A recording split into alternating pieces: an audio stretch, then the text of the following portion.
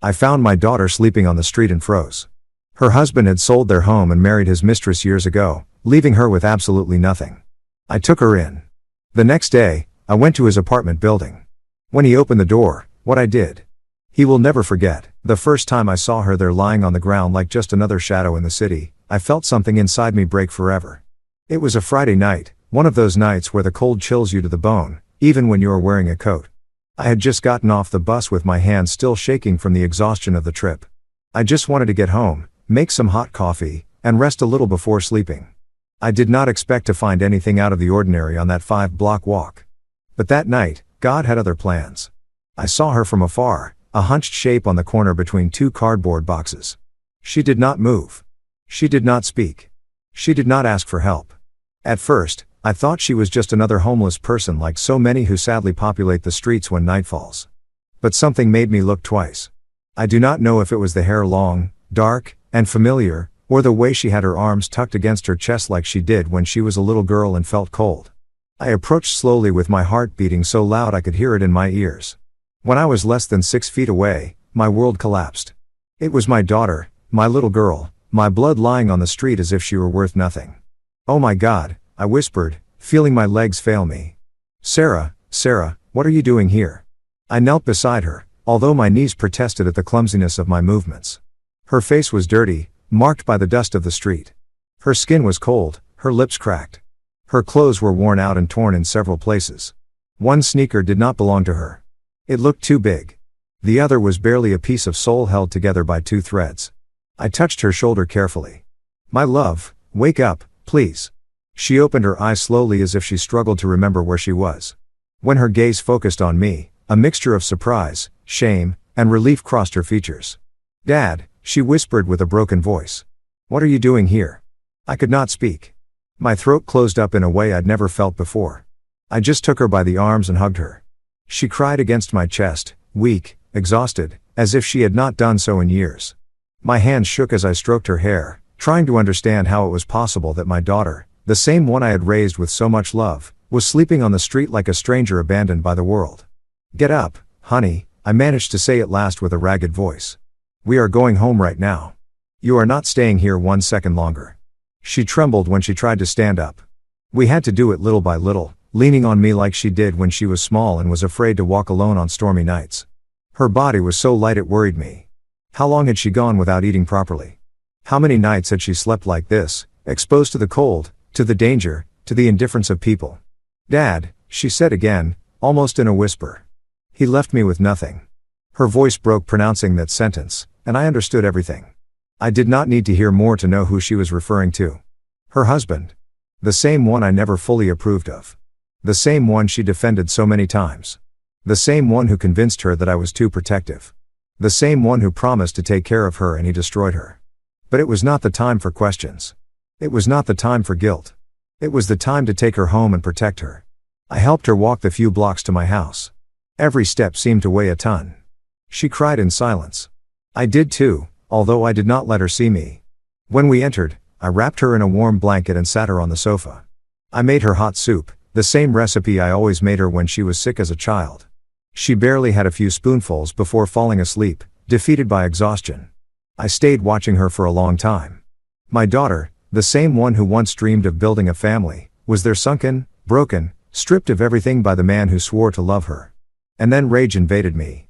A dense, deep rage like a fire growing in my chest, but also a pain that made me tremble. While I watched her sleep, I understood that I could not stay still. Not this time, not after seeing what I saw. I had to do something. I had to confront that man. I had to take back what he had taken from her. While I made a cup of tea to stay awake, my mind began to weave a plan. A plan that had nothing to do with violence, but with dignity, with justice, with fatherly love, with everything he never had for her. And while the clock struck 3 o'clock in the morning, I took my phone and looked up the address of the new apartment where he lived with his mistress.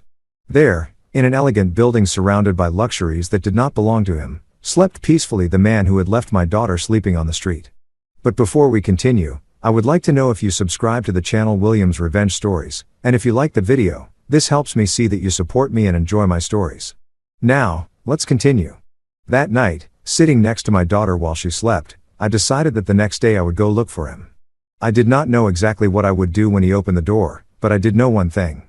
Never in his life would he forget what was about to happen. When I woke up, it was almost 9 in the morning.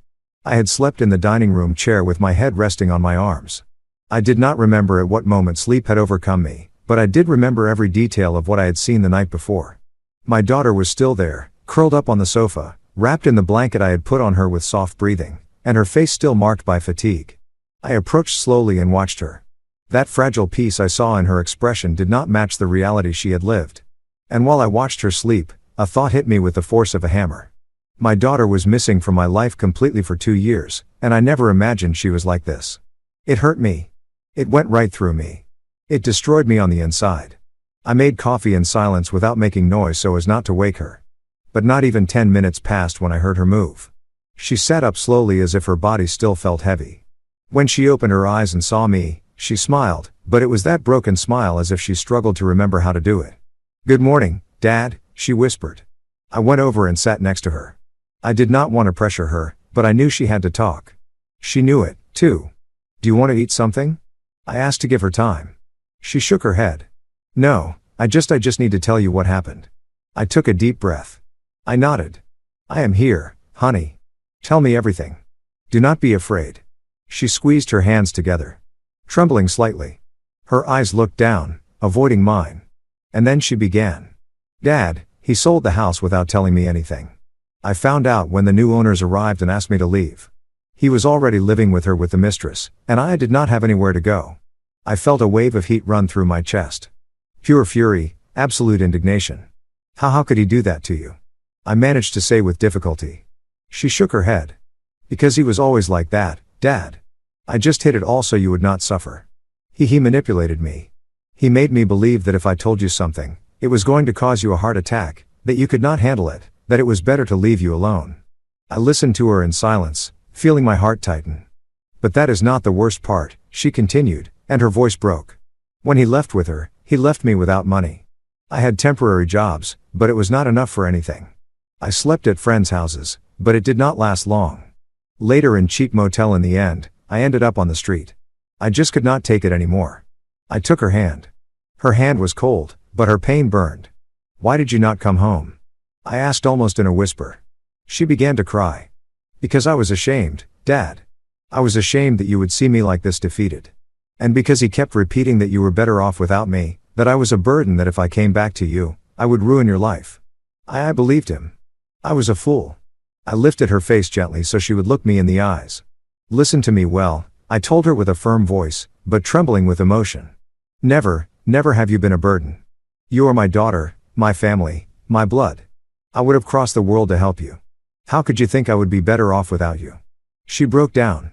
Her crying flooded the room. Her pain mixed with my helplessness. I hugged her while her body shook. "I am sorry, Dad." She repeated over and over again. "I am sorry." "You do not have to apologize, honey," I replied, stroking her hair. "You did not do anything wrong. You were a victim of a soulless man. But now you are here with me and you will not spend one more night on the street. I swear to you." She stayed there hugging me for long minutes. When she finally calmed down, she took a breath and added, "He lives in the Oaks condominiums with his wife. Well, his mistress. Now they say they are expecting a child. That is why he sold the house so fast. He wanted money for his new life." His new life. The phrase pierced my chest like a bullet. So that miserable man had traded my daughter for a younger woman and a more comfortable life without remorse, without guilt, without mercy. I got up from the sofa and began to walk around the living room, unable to control the rage boiling in my veins. My daughter looked at me, worried. "Dad, what are you going to do?" I stopped. I stared at her. I felt my hands clench into fists. "I am going to do what I should have done a long time ago," I said with a deep voice. "I am going to go talk to him." She opened her eyes with fear. "Dad, no, please. He is dangerous. You do not know what he is capable of, and he does not know what I am capable of," I replied without looking away. She swallowed hard. "Promise me you are not going to do anything bad." I looked at her with tenderness, but with a certainty I did not remember feeling in years. "I promise you I will not do anything that hurts you. But I am not going to let the man who destroyed you keep living as if nothing happened." She lowered her gaze. I think she understood that my decision was irreversible. I went to my room, opened my desk drawer, and took out a folder where I kept important documents. I did not know yet what I was going to use, but I knew I would need something, anything, some proof, some data, some clue, because what that man did could not go unpunished. While I looked through papers, I heard my daughter's voice. "Dad, thanks for picking me up last night." I turned around. She was at the door with a fragile but true smile. And that smile gave me strength. "Sarah," I said with a soft voice, approaching her, "never think again that you are alone." I hugged her one more time. And that morning, while the sun was just beginning to peek through the window, I knew with certainty that the next day I would be looking into the eyes of the man who destroyed her life, and that he would never forget what was about to happen. I slept little that night, actually almost nothing. Every time I closed my eyes, I saw my daughter's face, dirty, tired, defeated. And then I saw the face of that man she had called husband for so many years. A man who used her, cheated on her, and abandoned her without any remorse. I got up before the sun fully came up. I made coffee. I put on a thick jacket and sat at the kitchen table, looking at the folder of documents I had taken out the night before. I still did not know what I was looking for, but something inside me told me that there were pieces of a puzzle there that I had not wanted to see in the past. While I reviewed old receipts, contracts, and a copy of my daughter's marriage certificate, I heard her soft steps behind me. She approached with an expression that mixed shame and relief. "Good morning, Dad," she murmured. "Good morning, honey. Could you rest?" She nodded, although her eyes said something else. "I slept better than in years," she confessed, and that pierced my soul. I poured her a cup of hot coffee, and we sat face to face. The morning light entered through the window and illuminated her face. It was like seeing a reflection of the little girl I once carried on my shoulders to take to the park, the same one who asked me for stories before sleeping. The same one who promised to call me every day when she went to live with her husband. But life had been cruel to her, too cruel. "Sarah," I said with a firm voice. "I need you to tell me everything you remember. Everything, even what you think does not matter." She bit her lower lip, hesitating. Then she took a deep breath and nodded. "Okay, Dad. I will tell you everything." She settled in the chair as if preparing to open a box full of painful memories. He started to change long before leaving with her. She began. "At first I thought he was stressed about work, but no, he already had a relationship with that woman. I was the fool who did not want to see it." "You are not a fool," I interrupted gently. She continued, ignoring my comment. "One day he arrived furious and told me that the house had to be put in his name. He yelled at me. He insulted me and I accepted. I still do not know why I did it. Maybe I was tired, or maybe I was afraid of being alone." I clenched my fists on the table. "And when did he sell the house?" "A month later," she replied, lowering her gaze. "He told me the sale was for a project. But I did not see a single cent. When I asked him, he yelled at me that it was none of my business. Then he disappeared for 2 days, and when he returned, he was already planning to leave with her. My breathing became heavy and no one helped you. No lawyer, no friend. He convinced me that if I reported him, he could say that I was mentally unstable and that I would lose any right. He even said he could take away my last name. He terrified me. Dad." I felt something I could not describe. It was not just rage. It was an ancient, deep, almost primitive pain, as if the injustice committed against my daughter had been nailed into my own skin. I got up from the chair without wanting to, driven by the need to walk. She looked at me worried. "Dad, what are you thinking?" "I am thinking," I said with a racing heart, that man is going to pay for everything he did to you. That I'm going to look him in the eyes and I'm going to remind him who I am, and that I am not going to allow him to destroy your life again.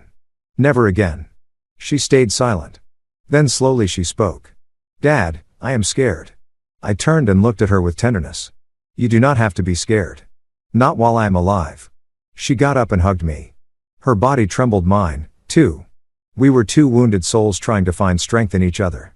When she pulled away, I thought she wanted to rest, but she went to her bag and took out an envelope that was crumpled and almost torn. "I found this a long time ago," she said. "He does not know I have it. I kept it without knowing why, but maybe it will be useful to you." I took it in my hands. I opened the envelope carefully. Inside were copies of printed emails, contracts, text messages, all related to the sale of the house. There were suspicious bank movements, deposits to unknown accounts, and one thing that caught my attention. A message from the mistress telling him, "Sell it now." We needed to close the deal on the apartment. I rested my hands on the table. I felt that everything fit, every piece, every deception, every lie. That man had not only abandoned my daughter, had not only manipulated her, had not only left her on the street, he had scammed her. He had stripped her of everything that was hers. And on top of that, he had used that money to build his new life. I stood for a long minute looking at those papers. There was the beginning of my path. There was my weapon. There was the door to destroy what he had built. I returned the papers to my daughter and caressed her face. "Honey, thanks for trusting me." She smiled weakly. "What are you going to do with that, Dad?" I took a breath. "I'm going to get justice, but not with blows, not with violence. I am going to do it as it should be done, with intelligence, with strategy, and with calm." I took a step toward the window and looked out. "Today, I am not going to go see him yet," I added. "Not until I have everything I need.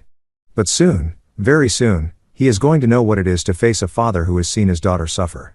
She approached, rested her head on my shoulder, and murmured, "Dad, I am afraid he will hurt you." I smiled without looking at her. "Do not worry. He is not going to touch me. He will not be able to." My hands closed into fists. The plan had been born, one that he would never see coming, one that would change his life forever. I spent the morning reviewing every document my daughter had kept in that crumpled envelope. They were loose pieces, fragments of a puzzle that finally was beginning to show a clear picture. But I knew that if I wanted to unmask that man, I could not stick only with loose papers and suspicions. I needed solid proof, witnesses, details, and to know up close the fake life he had built using my daughter's suffering. At 3 o'clock in the afternoon, I took my coat, put the documents in a folder, and went out. My daughter was taking a deep nap. Her body needed rest. Her soul did, too. I did not want to wake her. I left her a note on the table. "Sarah, I went out to fix some things. I will be back soon. Rest, Dad." While I walked to the bus stop, I felt a mixture of anguish and determination.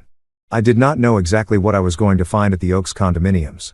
But I did know that I would not return home until I had enough information to take the next step. The ride was long. The building was in an elegant area of the city, very far from where my daughter and I lived. I remember that while the bus moved forward, I saw expensive houses, luxury cars, and people with smiles of superiority, as if life had never been cruel to them. I asked myself how many lives my ex-in-law had crushed to get to this place, how many lies he had told, how much damage he had caused. When I got off the bus, the building appeared right in front of me. It was imposing, a modern building with a glass facade with impeccable gardens and a security gate that looked more like a wall. The contrast with the place where I had found my daughter was violent. It was obscene. It was insulting. I walked toward the entrance with a firm step, although inside I carried a sea of emotions.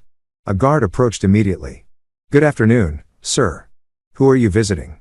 he asked with a polite but distant tone. "I am here to see Alex," I replied, using my ex-son's name, feeling how my voice acquired an edge I did not know it had. The guard checked a list on a tablet. "Your name?" I gave him my full name. I waited. The guard frowned. "You are not registered for any visit." "Of course not. That man would not allow even my memories to get close to his new life. I just need to leave him some documents," I said, keeping my cool. "They are important. I can wait in the lobby." The guard hesitated. He looked me up and down. I must not have given the impression of danger. I was a man of almost 70 years with a folder in my hand. After a few seconds, he nodded. "Okay, but you cannot go up without authorization. Wait here." I entered the lobby. The cold perfumed air hit me in the face. There were luxurious armchairs, shiny floors, modern lamps, everything my daughter had lost.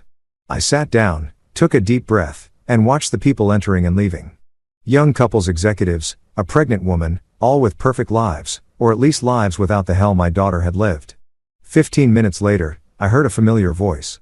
It was not my ex-in-law's. It was a woman's voice. "Are you Sarah's father?" I turned around. It was a neighbor. I knew it instantly.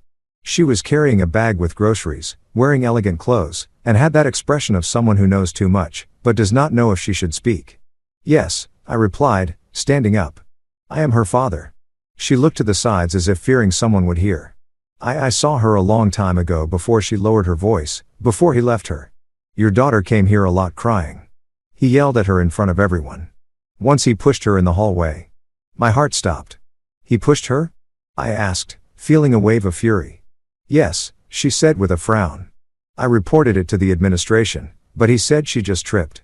And since he is friends with the supervisor, well, you know how this works." I did not know whether to thank her or cry. My daughter had suffered more than I imagined. "And do you know if he lives here with her?" I asked. The neighbor lowered her gaze. "Yes. She came to live here even before he separated from your daughter. Many people knew. Everything was an open secret. I lost my breath for an instant. The deception had been deeper and more brazen than I thought. The woman came a little closer. Your daughter did not deserve that, she said firmly. Nobody deserves it. But he believes he is untouchable. Untouchable. That word echoed in my chest. Thank you. I replied with a low but firm voice. Thank you for telling me. She nodded and walked away, leaving me alone with thoughts that were no longer thoughts. They were fires. They were knives. They were decisions.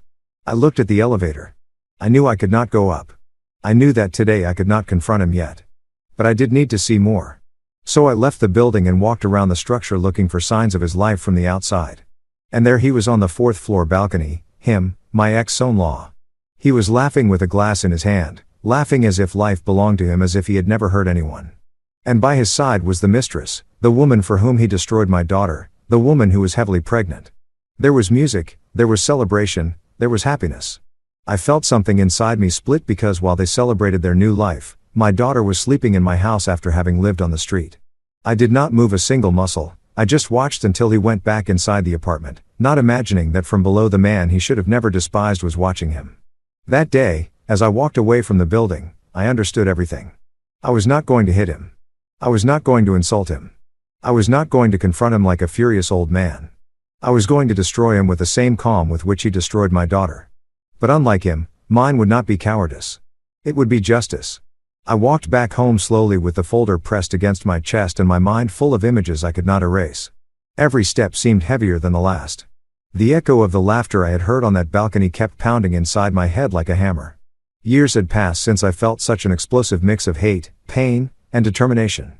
When I arrived, the sun was going down. The house was silent. But that silence was not empty. It was the silence of peace my daughter needed. I approached the sofa where she had slept the night before.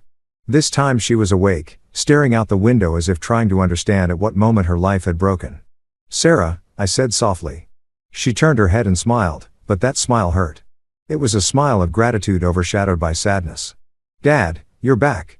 I sat next to her. There was a long silence between us, one of those silences that speak for themselves. She knew I had gone to the building. I knew she wanted to ask, but neither of us spoke at first. Finally, I took a deep breath. I saw him. She tensed her shoulders. Him? Yes, him and her. She looked away and pressed her lips together as if she wanted that conversation to end quickly. I did not blame her. Reliving that pain was like opening a freshly closed wound. They seem happy, I added without emotion, as if the words had no owner. She closed her eyes for a moment. I knew it, she whispered. But it hurts anyway. I took her hand and squeezed it. Honey, you do not deserve to carry this shame. You do not deserve to carry his trash on your back. He did not destroy you because you were weak. He destroyed you because you are good. And good people sometimes trust the wrong person. Her eyes filled with tears, but she did not cry. She stayed still, listening. I do not want to avenge you out of anger, I continued. I want to do it because he owes you. Because he snatched your home, your dignity, your peace of mind, and because I, as your father, am not going to die without making sure you get your life back. Her lips trembled. Dad, please do not do anything that puts you at risk. I will not, I replied firmly. I am not an impulsive young man anymore, and I do not need to yell at him or touch him to destroy him. What I will do, I'm going to do well. I am going to do it like a man who has lived long enough to know that justice is more powerful than rage. She stayed looking at me for a long time, as if she were trying to recognize herself in my words, or perhaps trying to recognize the father she once thought invincible. Dad, I love you, she said, breaking a little. I hugged her, a long real hug, one of those that hold the soul together. I felt her tears on my shoulder, and I thought that although the world had been cruel to her, I would never allow it to trample her again. When she calmed down, I helped her stand up. She walked to her room with slow steps, but more secure than the day before. I stayed alone in the living room. I looked at the folder on the table, the documents, the messages, the proof of the betrayal. And there, in that heavy silence, I felt the clarity I had been waiting for since the moment I found her sleeping on the street. It was no longer just pain. It was no longer just rage. It was a purpose. A purpose so solid it seemed part of my own body. I approached the window. Night had already fallen. The street lights illuminated the solitude of my home. I thought about my daughter sleeping safe under a roof again.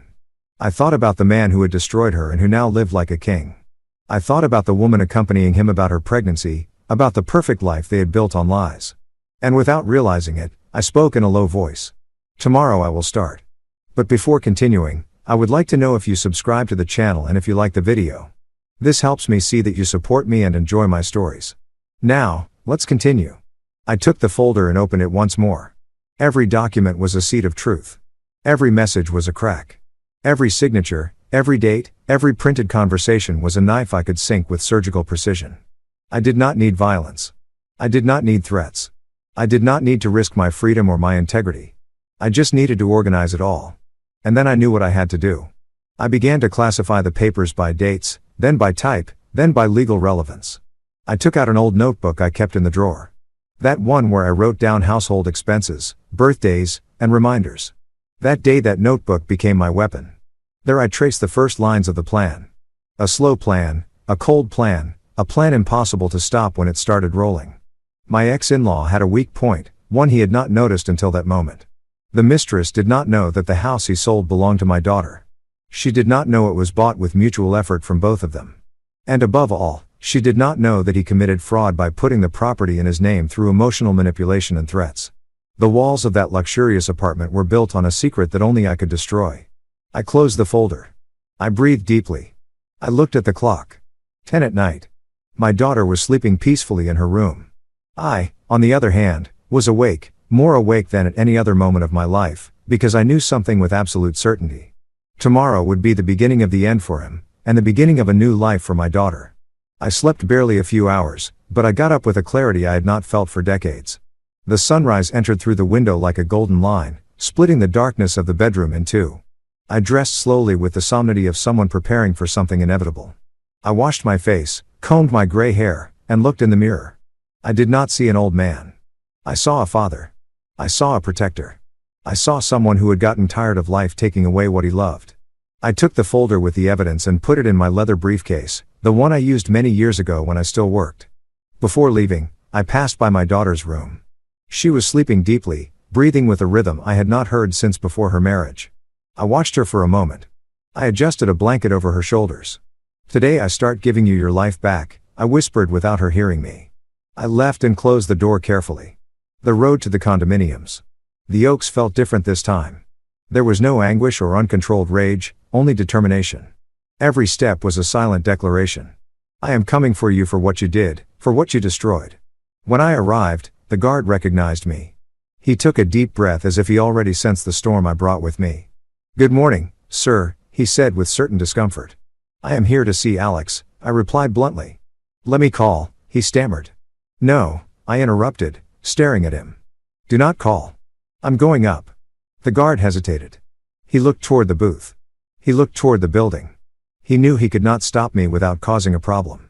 Finally, he gave in. He is on the 4th floor, apartment 4B. I nodded, storing the address in my memory as if I had waited for it all my life. I passed the turnstile and entered the lobby. The elevator took ages to open, but once inside, the metallic silence felt like a solemn preamble. I watched my reflection in the doors. A man with eyes full of a fire that no one could put out. When the doors opened, the hallway was empty. I advanced slowly, feeling every heartbeat in my chest, like a drum announcing battle. In front of door 4B, I stopped. I breathed. I organized my ideas. And I knocked. At first, there was no answer. I knocked again harder. I heard steps, familiar steps, steps my daughter must have heard thousands of times approaching her to hurt her. The door opened slowly, and there he was, my ex-in-law, younger than me, physically stronger, more arrogant than ever. He was wearing expensive sports gear. He had an arrogant smile until he saw me. His face changed. The smile died. His eyes widened with a mix of surprise, annoyance, and fear. You, he spat the word as if I were a plague. What are you doing here? I did not answer immediately. I watched him carefully without rushing. He got uncomfortable. You have no business in my house, he added, trying to recover his tone of superiority. I came to talk to you, I said finally. And I am not leaving until I do. He let out a short, nervous laugh. Talk about what? About your daughter? She brought what happened on herself. I'm not going to be responsible for a useless woman incapable of supporting herself. There, I felt it. My stomach turned. My blood boiled, but I did not raise my voice. I did not move forward. I did not touch him. I just took a deep breath. I'm going to repeat this only once, I said with icy calm. Speak about my daughter with respect or it will be worse for you. He frowned. Worse? Are you threatening me, old man? No, I replied, locking eyes with him. A threat is saying something that might happen. I do not work with might. I work with facts. He laughed again, now louder. And what are you going to do? Hit me? Call the police. Tell the world your daughter is a failure. That was the exact moment I understood why my daughter had broken, why she had fallen so low, why she had been afraid to come home. That man had no soul. Let me in, I ordered. No. Then I will speak here, I replied, lifting the briefcase a little, his eyes locked on it. The fear returned. What do you have in there? What should worry you? I replied. Proof documents, messages, illicit transactions, conversations with your mistress before you left my daughter, and most interesting, proof that you committed fraud with the sale of the house, a property that legally should have never been in your name, he paused. I saw him swallow hard. I saw him wobble for a second. You do not know what you are talking about, he stammered, taking a step back. No, I smiled slightly. I know everything and what I do not know I will find out. Today I came to warn you. Tomorrow I will not warn anything. He was breathing fast. He looked inside the apartment nervously. Someone was moving in the kitchen. The mistress. Then I knew he did not want her to hear. Listen well, I said, leaning just a little towards him. My daughter slept on the street alone, hungry, broken, while you were here playing rich. That is over. You cannot prove anything, he tried to reply. But his voice was shaking. Today I am not coming to prove it. Today I am coming to tell you. Tomorrow will be different. He opened his mouth to say something else, but he could not. He stood there paralyzed looking at the man he thought was weak just for having gray hair. I smiled a small controlled dangerous smile. Enjoy your day, Alex. You have few like this left. I turned around. I walked toward the elevator. I did not look back. I did not need to. I had fulfilled the first part. He already knew I had found him. And he knew, although he would not admit it, that this time he could not escape. The elevator descended slowly, and while the lights on the panel went down from 4 to 3, then to 2, I felt how my breathing stabilized again. I had not lifted a finger against him, but I had seen him tremble. For the first time, Alex understood that no one else's hand would shake but his. Justice sooner or later arrives, especially when a father stops being silent. When I left the building, the morning shift guard looked up. His look was different from yesterday, a mix of respect and surprise. Everything okay, sir? He asked cautiously. Not yet, I replied. But soon. I walked to my car and sat without starting the engine. I took the folder out of the briefcase and reviewed the documents again. Every bill, every transfer, every forged contract, everything fit perfectly. Alex had always been careless when it came to other people's money. He thought laws were for fools, that there would never be consequences. His biggest mistake was always his arrogance. I turned on my phone and checked the messages that had arrived from the lawyer's office. He worked with surgical precision. He had obtained a preliminary order to review the sale of the house. Also, a judge had agreed to study the possibility of freezing Alex's assets until it was determined if the transaction had been fraudulent. A smile appeared on my face. It was not revenge. It was balance. It was justice. However, before continuing with my plan, I had to go back home. I wanted to make sure my daughter was okay. I stopped by the neighborhood bakery and bought fresh bread, orange juice, and some fruits she always liked as a child. That small gesture made me feel like we were recovering something lost. Upon entering, I heard noise in the kitchen. I approached slowly. There she was with her back turned making coffee. When she turned around and saw me, her face lit up. Dad, I thought you were still sleeping, she said with a shy smile. I went out early. There were things to resolve, I replied, leaving the bag on the table. She came over to hug me. Her skin smelled of soap and her hug trembled, but it was sincere. That fragility broke my soul. No one should do that to another human being, much less to the person with whom they said forever at an altar. Did you sleep well? I asked, breaking the silence. Much better than in years, she replied, looking at the cup in her hands. Dad, I do not know how to thank you. You do not need to thank me for anything. I am your father. I am here to hold you when the world falls apart. She took a deep breath as if that phrase had healed her a little, but I know that inside her there was a knot that would take time to untie. After having breakfast together, she went up to shower. I took the opportunity to call Samuel, my lawyer and old friend. Ready for the next phase? He asked as soon as he answered. Ready? I replied. I want to present everything today. Perfect. I will wait for you in my office in an hour. I hung up, put on my jacket, and looked toward the stairs. I'm going out for a moment, I told my daughter. I will be back in a short time. She nodded without asking anything. She knew I was pulling invisible strings for her, and she trusted. I left the house with a firm heart. There was no turning back. Samuel's office was downtown in an old but well-preserved building. When I arrived, he already had everything ready on the table. Folders, recordings, neighbor statements, certified copies of documents. Michael, what you have here, Samuel said, adjusting his glasses is enough to sink him legally. Not only for the fraudulent sale, also for financial abandonment threats and the history of manipulation we can prove with witnesses. I do not want to ruin his life for sport, I replied. I want him to pay for what he did and I want my daughter to get back what is hers. Samuel nodded. Then we are on the right path. I signed several documents. Every signature was like taking another brick away from the castle of lies where Alex lived. When we finished, Samuel leaned back in his chair.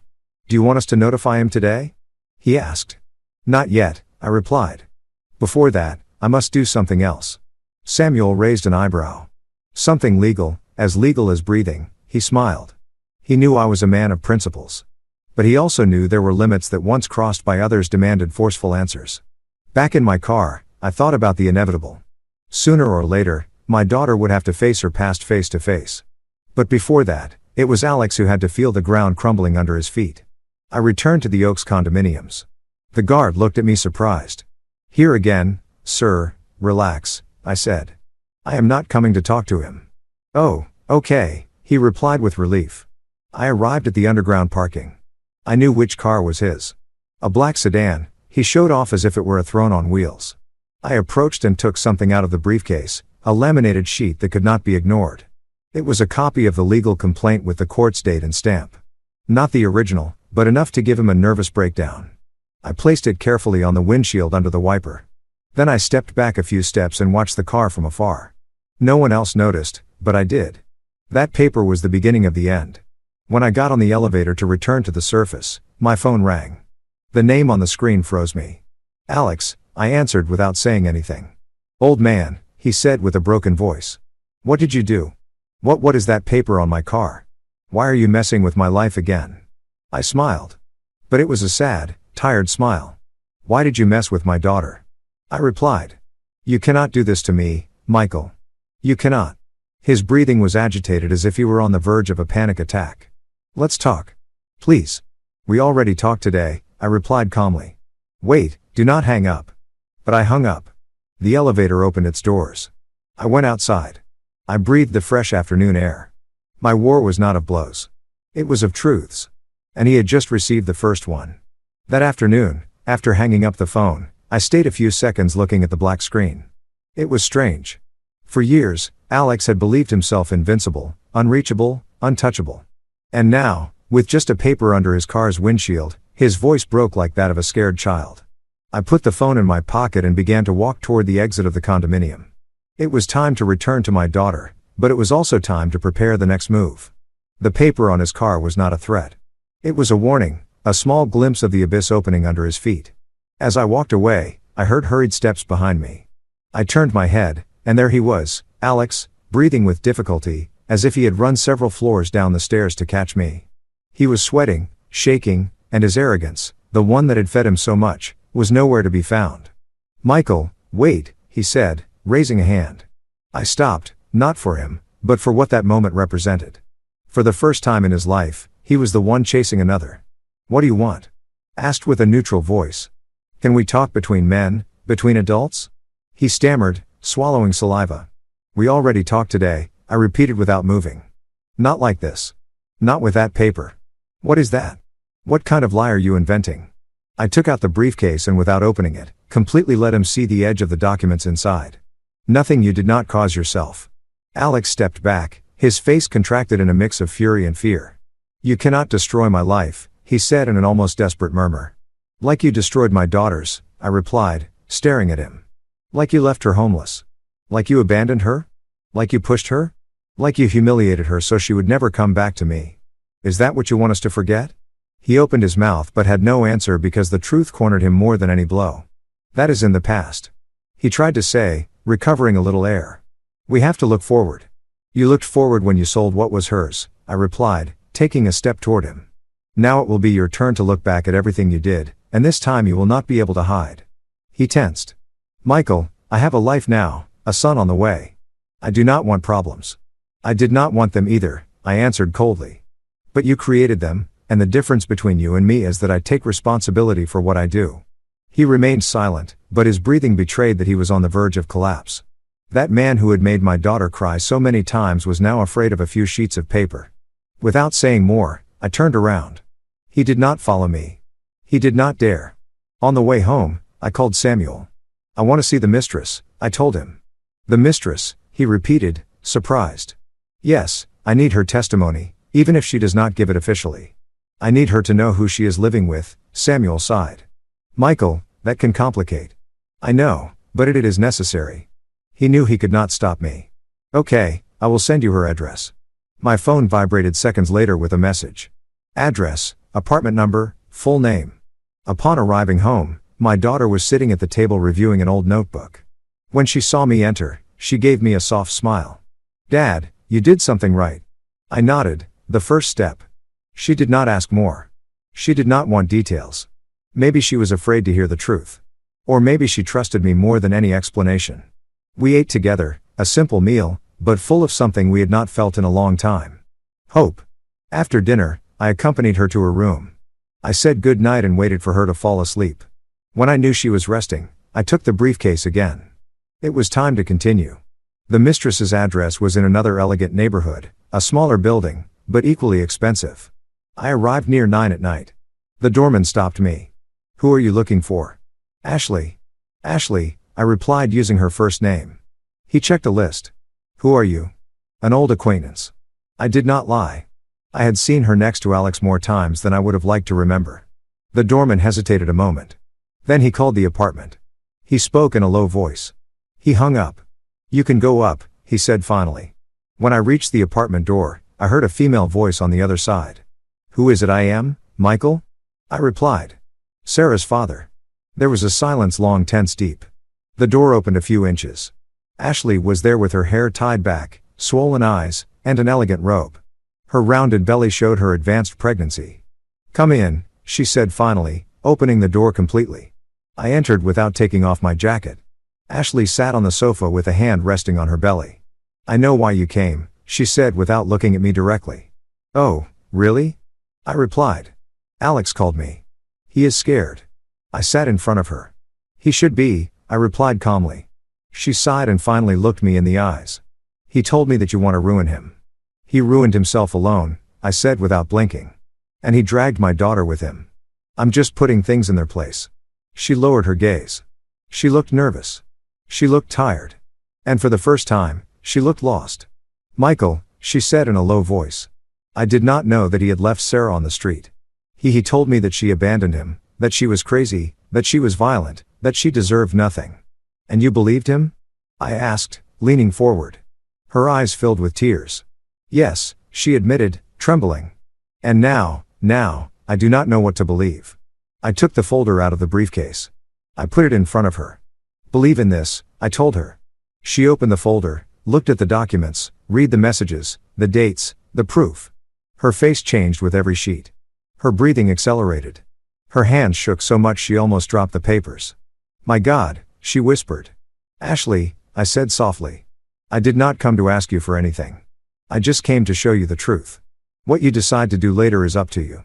She looked at me with red eyes. He told me that you were violent, that your daughter left because you were a bad father. Did he tell you that? I asked with a bitter smile. Yes. Then you already know who Alex is? I replied, standing up. A man who always needs a monster to justify his mistakes. She broke down, crying. She cried as if her world had collapsed. And in silence, I knew I had achieved something deeper than any legal blow. I had broken the only emotional refuge Alex had. When I left the apartment, I took a deep breath. The night air was cold but liberating. Alex did not know it yet, but what I did that day would be impossible to reverse. The next morning, when I woke up, the house was silent. The sun entered through the dining room window, illuminating the table where my daughter used to sit and write in a notebook that was already worn by so many tears. I made myself a coffee and stayed a moment watching her bedroom door. She was still sleeping. She looked so calm when she rested, so different from the broken woman I had found lying on the street. I took a sip and looked at the clock at 8 sharp. The phone vibrated. It was Samuel. "Michael," he said bluntly. "Alex went to the precinct this morning."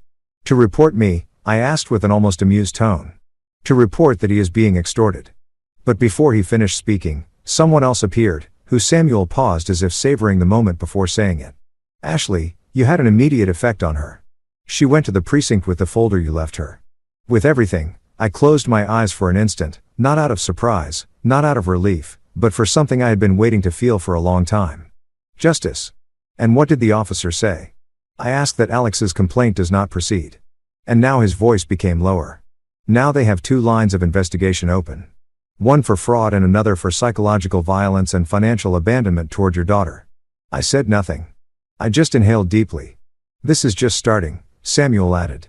"Get ready. He is going to call you." "Let him call," I replied. I hung up.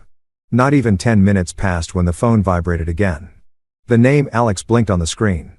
I answered. "What did you do?" He yelled without even breathing.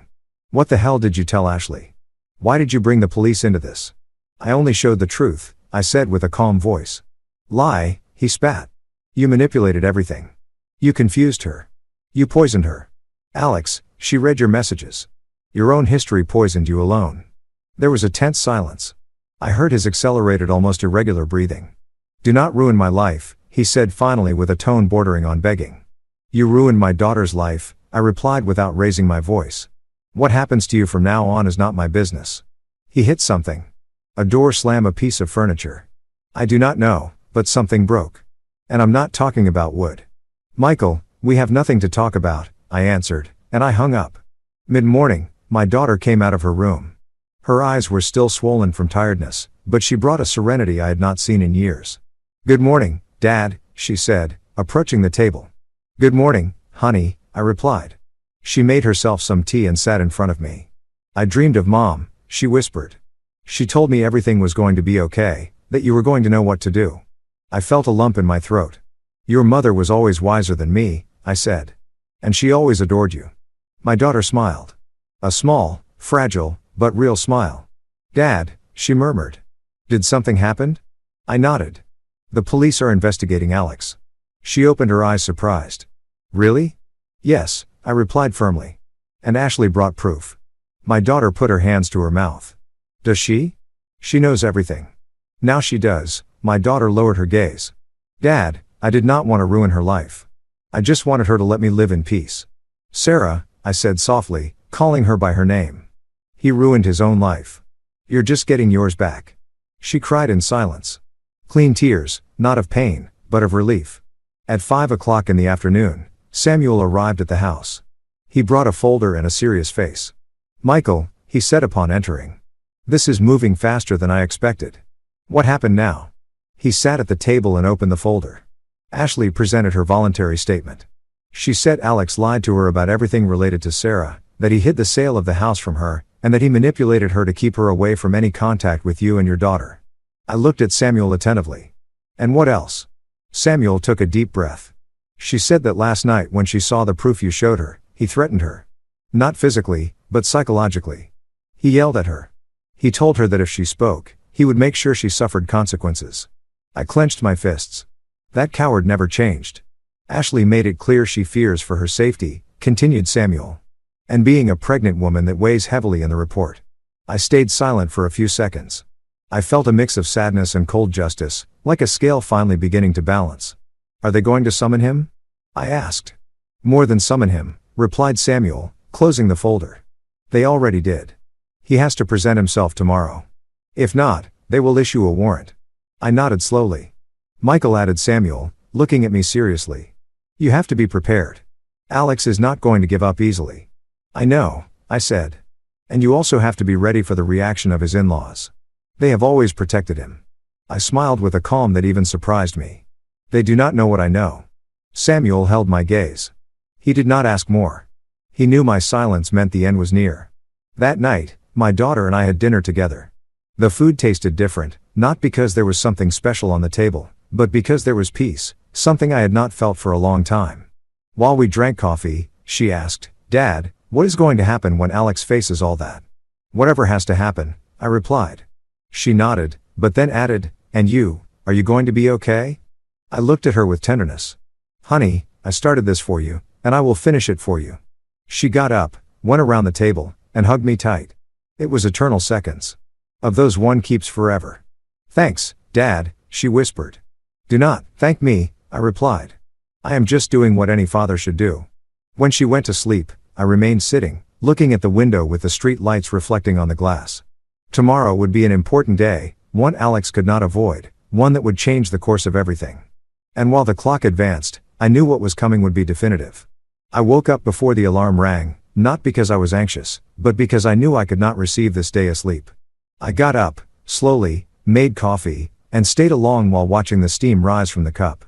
It was curious how after a whole life of working, raising children, losing my wife, and facing so many storms just today, my heart beat with a strange calm, a calm that only appears when one knows the truth is finally about to win. The house was silent. My daughter was still sleeping. Despite all the suffering in the last few nights, she had finally managed to rest. Her breathing from the hallway sounded serene. That more than anything else gave me strength to keep going. At 8:30, sharp Samuel arrived. He did not knock in a hurry, but with that firm and secure knock as always. "Ready?" he asked upon entering more than ever. Samuel brought 2 folders, his briefcase, and the serious gesture of a man who knows hard endings, and also just once. "Today Alex must present himself at the precinct," he said while pouring himself a coffee. "And believe me, it is not going to be a simple encounter," I nodded. "And Ashley?" I asked. "She has been there since early," he replied. "And she is not alone. Her mother is accompanying her." That surprised me. The mother Samuel smiled barely. "It seems last night Ashley talked to her, and she told everything she had lived. What he told her, what you showed her, what he had done with your daughter." The image hit me hard. A pregnant woman, young, trembling, confessing she had been living with a manipulative man without realizing it, and her mother holding her. Listening to a story no mother would want to hear. "She wants to testify, too," added Samuel. "She claims that months ago she saw signs, but did not know how to interpret them." I let out a long sigh. "Then today everything will be known," I said. Samuel denied softly. "A part, but it will be enough for Alex to stop pretending to be a respectable man." At 10 o'clock we left for the precinct. The place was busier than usual. There were voices, whispers, people entering and leaving, and there, sitting with her gaze down, was Ashley. I had not seen her since that night. Her hands rested on her belly, and it was clear she had cried recently. I approached slowly. "Ashley," I greeted with a warm tone. She looked up. Her eyes were red. But in her expression, there was something more than sadness. There was decision. "Mr. Michael," she whispered. "Thank you. Thank you for opening my eyes," I denied softly. "Do not thank me. You opened your eyes alone. I showed you a mirror." She pressed her lips together and nodded. "My mom is inside," she said. "She is talking to the officers." "Good," I replied. "It is important." At that moment, the precinct door opened suddenly. Alex appeared. He was dressed well as always, but his appearance was far from his usual arrogance. He had a wrinkled shirt, messy hair, and agitated breathing. But the most shocking thing was his look, a mix of fear, rage, and desperation. When he saw Ashley, his face tensed. When he saw me, he lost color. "You," he spat between his teeth. "So you did it. You turned everyone against me." "No, Alex," I told him calmly. "You did it alone." Ashley stepped back when he approached. Instinctively, I put myself in front of her. "Alex," I warned him. "Not one more step." He looked at me with a hatred I had never seen in anyone. "You destroyed my life," he said. I tilted my head a little. "No, I just stopped allowing you to destroy my daughters." Samuel took a step forward. "Alex, it is time. Go inside." He stayed still as if his body refused to move. "I am not going to declare anything," he said. "Perfect," replied Samuel. "We will do it without you." That "we will do it without you" hit him more than any insult. Inside the scene was different. Ordered cold official. Statements were taken one by one. First Ashley spoke. I heard her from behind the glass. Her voice was soft but firm. She told everything. The yelling, the lies, the manipulations. The nights Alex made her feel responsible for everything he did. She spoke about the sale of my daughter's house, about how he had deceived her, telling her Sarah did not want to fight for anything. And finally, she spoke about fear. That was what impacted the most. The officer looked at her with empathy and wrote down every word. Then her mother spoke. Her statement was forceful. My daughter changed since she is with him. I thought it was the pregnancy, but no, it was him. The officer finished the note with a serious expression. Alex was called next. The room became so silent the typing of a computer could be heard at the other end. I was waiting in the hallway when suddenly the door opened and he came out furious. They invented everything, he yelled. Everything. It is a lie. She is manipulated by this old man. He pointed at Samuel, then at me, then at Ashley. You two ruined my family, Alex, said Samuel with forced calm. Family is not ruined by showing the truth. It is ruined by hiding it. Alex trembled from head to toe. I do not plan to lose everything for an exaggeration, he growled. You already lost it, I said softly, his jaw clenched. I saw something in his eyes I'd never seen before. The certainty that there was no way out. Hours later, we returned home. My daughter was making soup. She rushed toward me. How did it go? She asked. I looked at her, took a deep breath, and placed my hands on her shoulders. It is over, honey. He is cornered. He cannot hurt you anymore. She stayed motionless. Then she began to cry, but it was a different cry, as if her body expelled years of retained pain. I hugged her. I felt her head tremble on my chest. Dad, why did it take me so long to leave him? She asked between sobs. Because you believed in love, I said. And that is not a mistake. She separated a little and looked at me with red eyes. Do you think I will be able to start over? I stroked her hair. You will. You are not alone. You will never be again. That night, while she slept, I received a message. It was Samuel Michael. A restraining order was just issued against Alex. Also, they will start the formal investigation process. Tomorrow, I will tell you more. I read it several times. I felt immense relief. Not because I wanted to see him sunk, but because for the first time in years, my daughter could lift her head without fear. I poured myself a whiskey. I sat in the armchair and sighed long, deep, liberating. Suddenly, my phone vibrated again. It was an unknown number. I answered. Silence, then a broken voice. Michael, it was Alex. I do not want problems, he said. I just want to talk to you, Monto man. Just that, I remained quiet. I am destroyed, he continued. I lost Ashley. My family does not want to see me. And now facing the law, I do not know what to do. I did not answer. I know you. His voice broke. You are right. I was a monster. That did surprise me. Michael, he swallowed saliva. I just want to ask for forgiveness. I do not know if it helps. I do not know if it changes anything, but I had to say it. I took a deep breath. Alex, I said with a firm voice, it is not me who has to forgive you. There was a long silence. I know. He whispered and hung up. When I left the phone aside, I stayed looking at the wall. I did not feel satisfaction. I did not feel revenge. I just felt the circle had closed. My daughter was sleeping safe in the next room. Ashley, pregnant, was far from a man who could have destroyed her life. Alex, for the first time, was facing the real consequences of his actions, and I could sleep without the feeling that I was failing my wife's memory. I finished the whiskey. I turned off the light, and while I went up the stairs, a certainty accompanied me. We had survived, and tomorrow would be better. There are moments in life that seem to steal your air, but there are also others that give it back to you. Today, sitting at the table where my wife and I shared so many memories, I look at my daughter asleep on the sofa, hugging a blanket, breathing calmly, and I understand that it was all worth it. I never imagined I would have to rescue her from such a deep fall. I never thought I would find her sleeping on the street with the same clothes she left her house with, believing that love was enough to be happy. That day, I felt my heart breaking. But I also understood that a father never stops being a father. Not when his child grows up, nor when life goes wrong. In these months, I have learned that justice is not always fast, but when it arrives with a force that changes everything. My daughter has started therapy. She is rebuilding her self-esteem, and she has returned to looking in the mirror without shame or fear. And I have returned to feeling that I still have something to offer this world, even though I am close to turning 70. Regarding Alex, I do not hold a grudge, I do not need it. Life itself has taken charge of showing him that actions have consequences. He lost more than a house or a position. He lost the mask with which he deceived so many. And although he asked me for forgiveness, he understood that that forgiveness was not mine to grant. It was my daughter's. And she someday will decide what to do with that wound. But the most important thing is not what he lost, but what we gained. My daughter recovered her freedom. I recovered my family. And this time, I do not plan to let go. Every morning I see her wake up stronger, firmer, more herself. And when she smiles at me, I remember that even in the darkest nights, there is always a sunrise waiting. I am a simple man, an older man, a man who made mistakes, but who also learned to get up. And if I can say something after everything I lived, it is this. It is never too late to rescue who you love. It is never too late to start over. It is never too late to choose yourself.